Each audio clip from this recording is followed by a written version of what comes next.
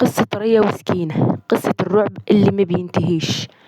تعالوا كده اسمعوا معايا القصة، بس بلاش وانا بحكي القصة تبصوا وراك. زمان في أوائل القرن العشرين، وتحديدا بين سنة 1919 و 1921، شوارع وحواري الإسكندرية كانت بتشهد واحدة من أبشع الجرائم اللي حصلت في تاريخ مصر. جريمة الدم والاختفاء الغامض. أبطالها كانوا 2 ستات، ريا وأختها سكينة. ريا وسكينة كانوا ستات عاديين جدا في شكلهم، بيضحكوا مع الناس ويطمنوا اللي حواليهم. محدش كان يتخيل أبدا إن ورا الابتسامة دي قلوب سودة بتخطط لأبشع الجرائم. الناس وقتها بدأت تلاحظ حاجة غريبة. ستات كانوا بيختفوا فجأة، وكانت واحدة رايحة السوق وواحدة راحت تزور صاحبتها، واختفوا كأنهم الأرض بلعتهم. الخوف دخل كل بيت، الستات بقوا يخافوا يخرجوا لوحدهم، والرجالة بقت بترجع بيوتها قبل الضلمة. بس مين كان يصدق إن سبب الرعب ده كان بيت صغير في شارع اللبان، بيت ريا وسكينة. اللي حصل كان مرعب جدا بمعنى الكلمة. ريا وسكينة كانوا بيستجيبوا الضحايا أغلبهم ستات، بيوهموهم بالأمان بكلمة طيبة بحاجة بسيطة جدا، وبعدين لما الضحية تدخل البيت يتحول المكان لجحيم. بهدوء بقسوة كانوا بيخنقوا الضحية بإيديهم، وأحيانا بمساعدة جوز ريا حسب بعض الروايات. وبعد ما تظهر الروح كانوا بيسرقوا دهب الضحية ومصوغاتها ويخبوها تحت البلاط. تخيل الرعب، بيت عادي لكن تحت رجليك جثث مدفونة. اللي أكتر يرعب إن الضحايا ما كانوش غرباء بس، لا بعضهم كانوا قريبهم أو جيرانهم. الشرطة بدأت تشك، وبدأت تحط عيونها على البيوت المشبوهة، لحد ما ريا غلطت غلطة عمرها، نسيت منديل عليه آثار دم. ومن هنا خيط القضية اتسحب، واتكشف السر الدرامي. لما الشرطة فتشت بيوتهم كانت المفاجأة ريحة الموت طالعة من تحت البلاط، جثث مدفونة ومصوغات مختلفة. اتقبض على ريا وعلى رجالتهم واتحكموا عليهم.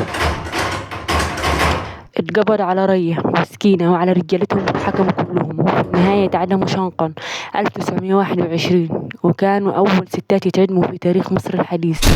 بس الحكاية ما انتهتش، لحد النهاردة الناس بتقول إن بيت ريا وسكينة مسكون. يا ليلو، لو عديت من شارع اللبان ممكن تحس بخطوات وراك أو تسمع همسة من بعيد. يمكن تكون واحدة من أرواح الضحايا لسه بتدور على حقها. بعد ما اتحكم حكم الإعدام في ريا وسكينة، الكل كان فاكر إن الكابوس انتهى، بس الحقيقة الكابوس كان لسه حي. ناس كتير حلفت إنهم شافوا خيالات ستات بتمشي حوالين البيوت القديمة، وأصوات بكاء مكتوم بيطلع من تحت الأرض. في يوم مجموعة شباب حبوا يتحدوا الخرافات ودخلوا البيت اللي كانت بتسكن فيه ريا وسكينة. أول ما دخلوا الهواء كان بارد جدا بطريقة مش طبيعية، ريحة عطنة طالعة من تحت الأرض، والصوت زي شهقة بتطلع من تحت البلاط القديم. وفجأة الباب اتقفل لوحده، وشافوا شبح ست لابسة لبس قديم، عيونها كلها سودة، واقفة بتبص عليهم من آخر الطرقة. كلهم جريوا بس مش كلهم خرجوا. البيت لحد النهاردة واقف فاضي، مسكون بالرعب، محدش بيقرب منه بعد الضلمة. ولما بيفكر يقرب ساعات بيرجع وساعات لأ. وتفضل حكاية ريا وسكينة مش بس جريمة في التاريخ، دي لعنة ما زالت بتطارد المكان والناس. الناس بتقول كل ضحية دفنت تحت بلاط بيت ريا وسكينة لسه لحد النهاردة روحها مش مرتاحة. جرب تمشي لوحدك بالليل في حواري اللبان، اسمع الريح، لو ركزت شوية هتسمع صرخ الست بتستغيث. يمكن تكون آخر نفس خرج من ضحية ولسه عايزة تنتقم. القصة دي مش حكاية رعب وخلاص، دي حقيقة جريمة لعنة، قصة بدم حقيقي، وصدى الآلام لسه بيوصل بين الحيطان. يمكن لو قريت أكتر تحس بلمسة برد على كتفك، وممكن تسمع همسة بتقولك بص وراك، لأن مش كل اللي بيروح شارع اللبان بيرجع منه.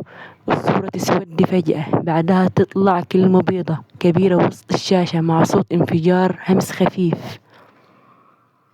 ريا وسكينة، الرعب اللي لسه عايش. بعدها يظهر صوت همسة مخيفة، احكي الحكاية قبل ما تبقى انت جزء منها. وفي النهاية بقول لكم لو حابين جزء تاني من الفيديو ما تنسوش تشتركوا في القناة وتفعلوا زر الجرس ليوصلكم كل ما هو جديد. والسلام عليكم ورحمة الله وبركاته.